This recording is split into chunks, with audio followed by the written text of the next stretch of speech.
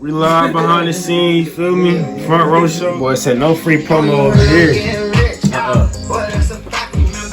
Revolution going on, you did? What it do, man? What it do? What it do? Yo, it's Coach Rob here with the Front Row Show. You got Prime in the building, man. AKA Bag Shorty. AKA J Rob. AKA John. AKA Big Bag Shorty. All that. It's like, nah, but listen, man. Coach J Rob here. John Robinson here. They calling me a co-host now, man, and I'm loving it, man. Cuz invited me to become a co-host of the Front Row Show, man. So all I know what to do is bring niggas to the front row. You know what I'm talking about? Yeah, we got my good guest in the building today, man. Rakeem Vick, man. What's going on, man? What's up? What's up? Hey, so I met Rakeem back in about 2010, man. Me and Cuz, I went to a St. Aug's football game, man. We went to the football game. You know, we out there watching the boys play. About to step out, man. I linked with Cuz, and he was like, "Let's go hit this little party at Central." So that was my first time meeting Rakeem from home. You know, they grew up together. So when was that? That was like 2010. Yeah, I think it was like a little homecoming party we went to. It was like in a little gym or cafeteria or something like that. You remember that joint? Pre-dons. Yeah. Pre-dons, 2010. I pulled up in that joint like 2010 was different. Yeah, it was They different. said them joints are called the pre-dawn? Pre-dawn, yeah. What is that? Pre-dawn. That joint didn't stop till about 5, 6 a.m. Oh, man. Okay. Yeah, you go to the club and then go to and finish off there. Wait, you know what so I mean? Like that joint didn't stop. So you got homecoming, then you got the party. The pre-dawn didn't stop. Oh, okay. It never stopped. Hey. No bull. Yeah, I don't think I made it to that, man. I don't know. Yeah. Nah, in the gym though, but it's just, you know what I'm saying, on campus, everybody, you know, going crazy to get up in there. But That's what's up. That's what's up. definitely a vibe. So we got you had to be there. So we might. So I'm gonna go ahead and break it down for y'all, man. Me and King take it back to 4th grade, man. It's like one of my brothers right here, man. Had to get my man on the show. Me and King been in and out of each other's life in an impactful way for years, man. And I just like to say, brother, I love you, cuz, and I appreciate everything you ever done for me. You hear me? I love you too, cuz. That's 100, man. That's you know. We got some big stuff going on, man. You know, man. We ain't gonna hold these people up, man. You know, we're gonna dive straight into it, man. First of all, tell these people where you're from, man. You know. Yeah, man. So, Fort Washington, Maryland, man. I'm from the crib, man. PG County in the building. PG County. And Arundel over here, 410. Hey, I got love for PG, so it's all good. Yeah, man. It's right down 495, you know. Hey, straight across the bridge, man. For all the VA folks, I'm right across the bridge, man. Allentown Road. Everybody from the city, man. DC, we 10 minutes from the city. 295 get you right to where we at, man. And it's different, man. Allentown Road, where I grew up, Fort Washington, Maryland, man, and hey, just home of the ballers, man. Hey, so y'all grew up with my man, Quentin Jones, Donnell Jones, and them. They went to school with us. That's the crib. When we say crib, that's the crib. Yeah, like straight across the creek. I lived in Maplewood. They lived in Oakland. Yeah, I played. So it's a creek that separate that. Donnell, that's my man. Okay. Yeah. Hey, shout out to Donnell Jones, man. That's my guy. That's my guy. Donnell, Quentin, all them. They were some ballers, man. Facts. Allentown, Simone was the little hooper, cheerleader and all that. That was my first girlfriend back then. Okay. I'm married now, wifey. But, you know, she knows. She knows. Right. Hey, first girlfriend ever. That's what I had. That's when I knew I had confidence. Okay. Because I was in the first, she was in the second. I said, "You gonna be my girlfriend." I walked right up to her and said, "You gonna be my girlfriend." Hey, but PGG, we got confidence from the jump though. We got a natural confidence. That's confident. But you know what, man? I went to a predominantly white school, Campbell, but I used to go to like St. Aug's, Central, all them parties, A&T, and it's full of people from the DMV. Like they just digress to come down south to go to school. Like it's like you still at home when you go to them little parties. So like I know it was probably different, but you feel like you still had, you know what I'm saying, going to an HBCU in Carolina, like. Man, going to a HBCU, bro, like I couldn't.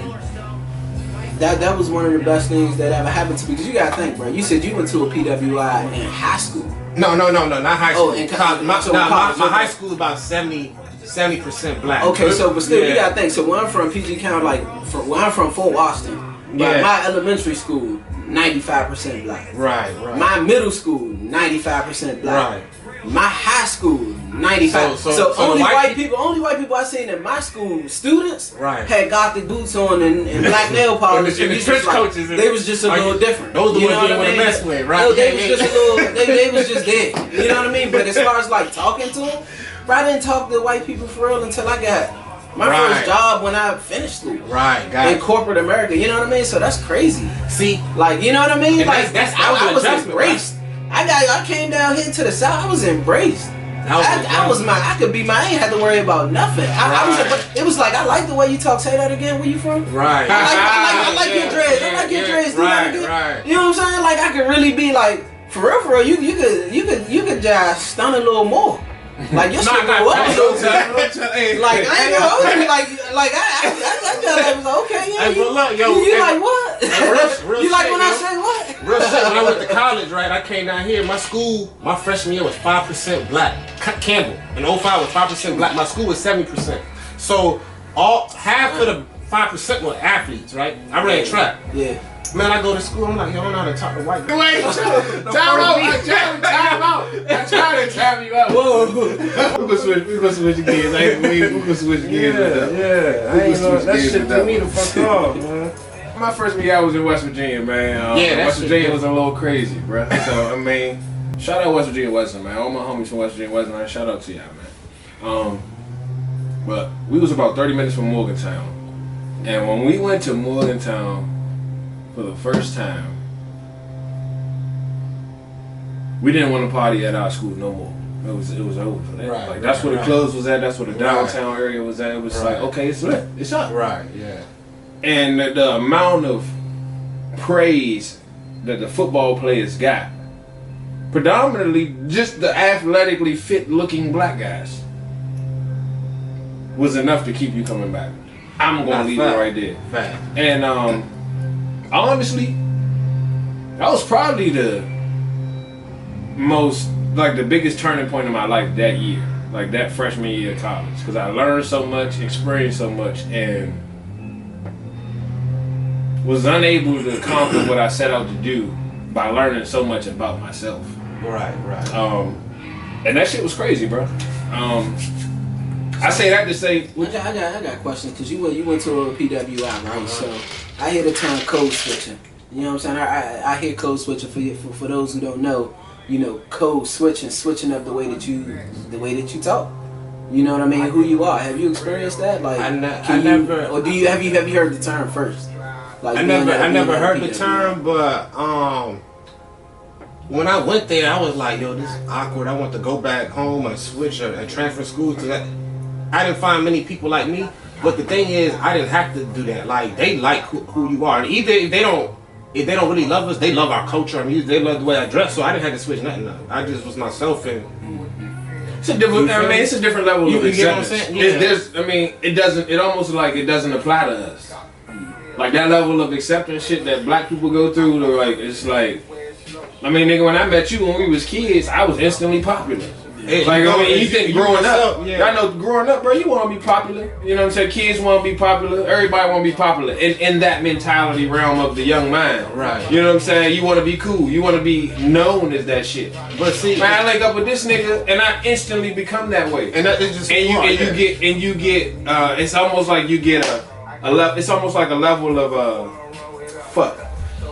It's almost like, excuse my language, man. It's almost like a level of acceptance that we're looking for from other people. But you don't have to do that. Like, exactly. Like, I spent 7 years in the Army. I've probably been in like all 50 states. I've probably been in like 10, 12 countries. And people like to see diversity, and they like to see different. You know what I'm saying? Yeah. Well, my question for you, as far as Central, like, how was y'all's football teams and how was y'all's coaches? And do you feel like they prepared y'all for like more than just football and sports and whatnot? What you take from the HBCU experience other than like football? Other than football, so that you asked a few questions there, and I'm gonna break it down. So overall, my experience at Central was great. right? I had the ultimate HBCU experience from the family aspect, from the culture. Like I came down to North Carolina not really knowing what North Carolina was, being from Maryland. That was your first right? time? So now I've been down here before, but I never as a you know what I mean, growing as an adult, as a young adult, right? In my mind, I'm thinking it's just country, right? North Carolina country. That's the first thing. You know what I'm saying? P.D. Pablo, take a shot, right. twisted. You know what I mean? Right, yeah. So I didn't come into it like thinking that it would be similar to back home. Right. You know what I mean? Like I'm thinking college. I'm the first person, second person. My sister went to college, but I'm the first one, male in my family to go to college on a football scholarship. You know what I mean? In the South, right? So my mindset was, I'm coming down this joint. I'm going to college, right?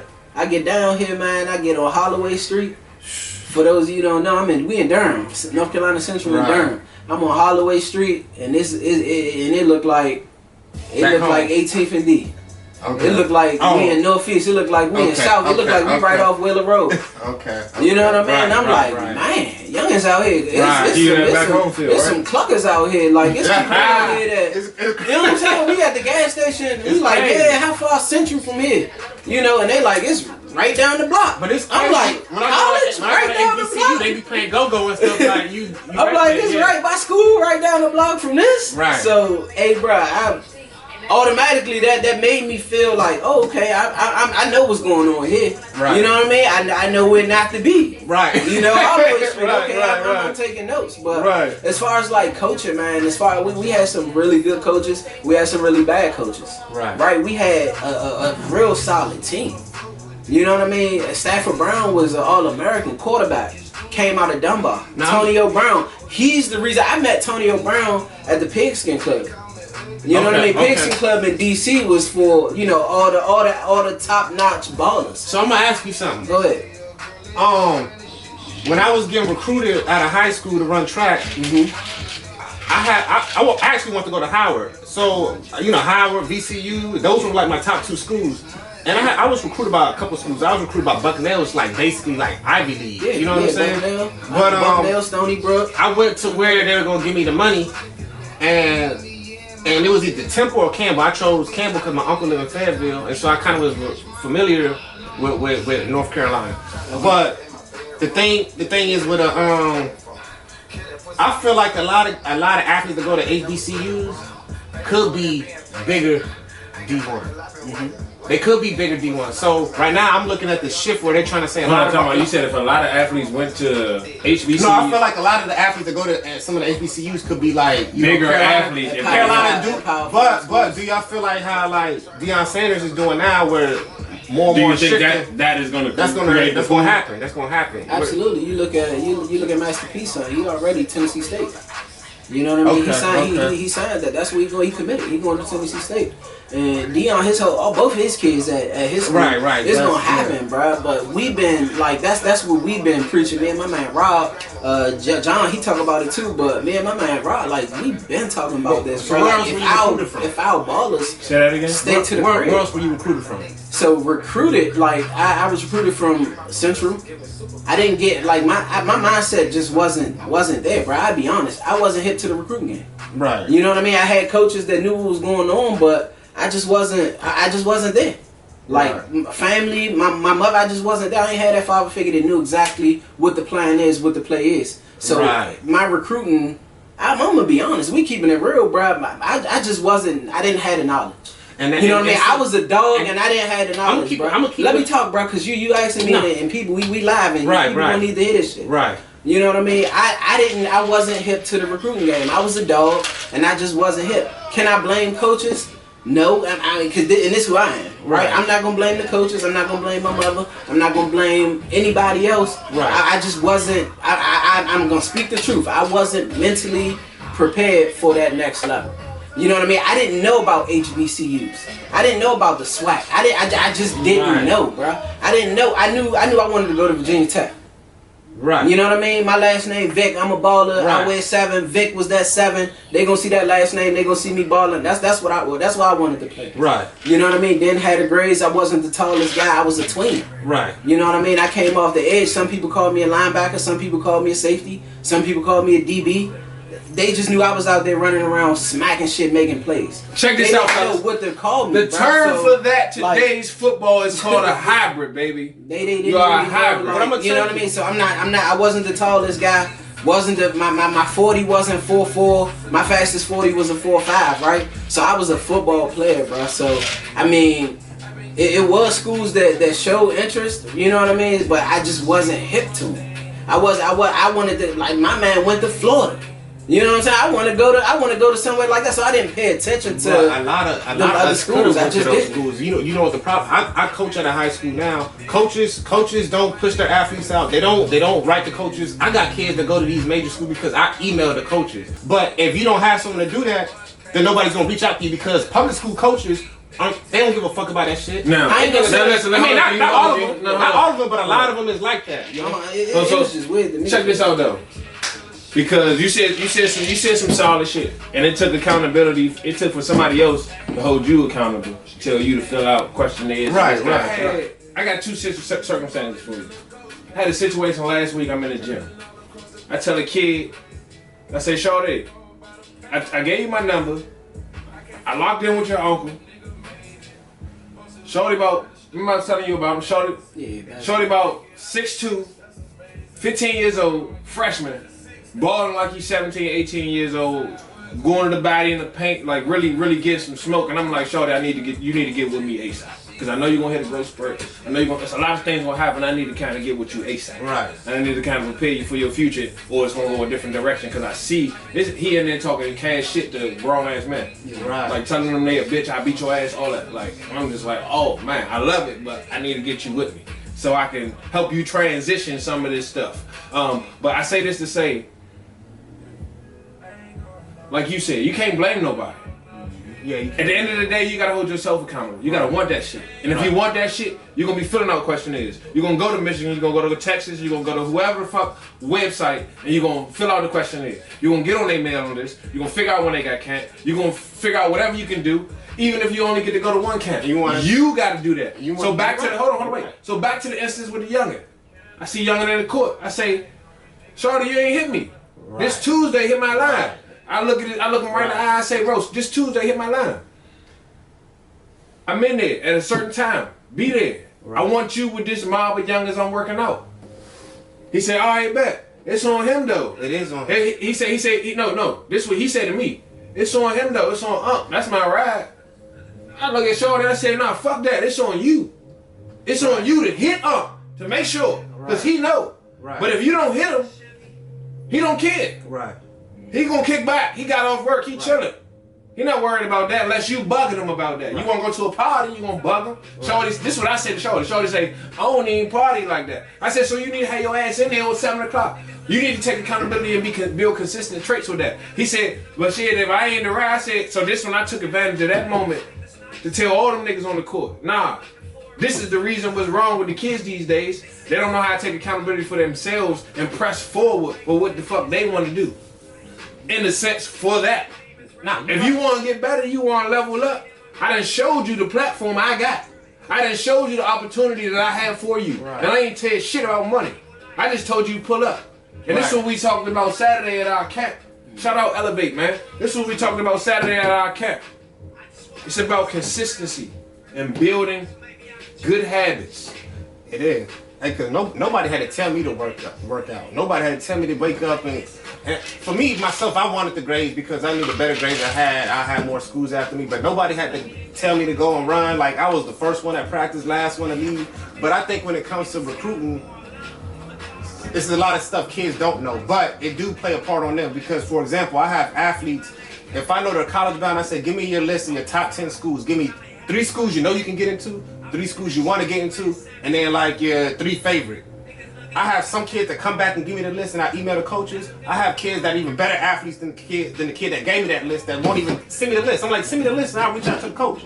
So you gotta play your part. I ask you to send me your list, 10 schools, I email the coaches, half of them kids won't give me the list. You feel what I'm saying? Right. That's on them. So we gotta play our part, but they gotta play their part too. Facts. That's a fact. We saying the same thing. Yeah. We saying, hey, so my thing is, cause I don't know, bro. It's weird. I was the kid that was, you know, first team All-State, second team All-Met, You know what I mean? Like a dog on the field. And here I am, I'm walking around like Pigskin Club, like awards that I'm invited to. I'm sitting at tables with, you know what I mean, the Nate Bussies of the world, the Aurelius Benz of the world, the Marvin Austins of the world, the Tavon Austins of the world, the Joe Haydens of the world, the Vinny Hills of the world, and the list goes on, bro. And the difference between me and all them names that you just said, I got my highlight tape in my pocket. Right. You know what I'm saying? I got 50 DVDs in my pocket, and I'm like, yeah, Slim, this me. You know what I mean? And I happened to run into the athletic director at the time, Coach Hayes, at that Pigskin Club.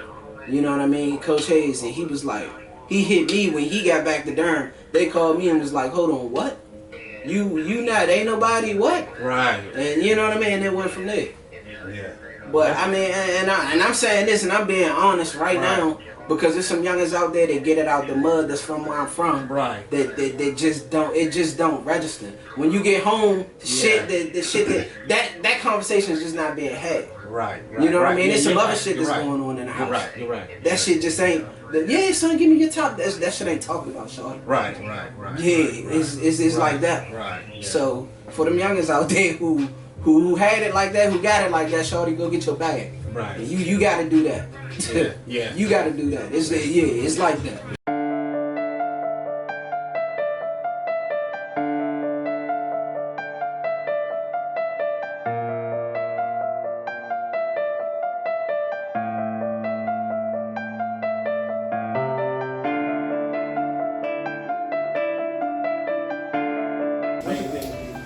What's your thoughts on the 717 right now? Because the 717 has took off.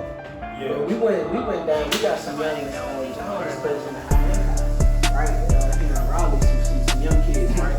We took a team out down in Virginia. It wasn't Virginia Beach, Myrtle Beach, South Carolina, right? We get down there. It was Camp Newton. Oh, okay. So they got the young dogs out there. They figure, man. It's just the world is crazy now. You got young speakers, the big speakers that you run. They doing all the dances. They after every play. I'm like, there's no way I'm gonna get bagged on, and you just about to.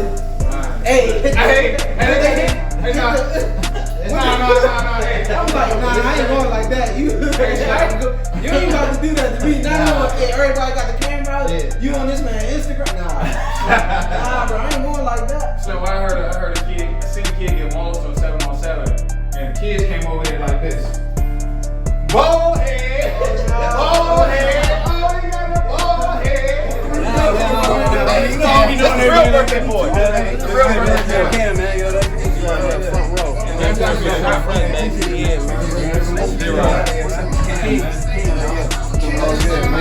It's his birthday today. That'll be his birthday today. That'll be shit, bro. Let's walk through the door.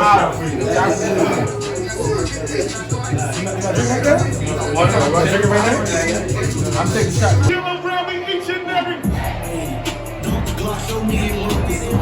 Go crazy. You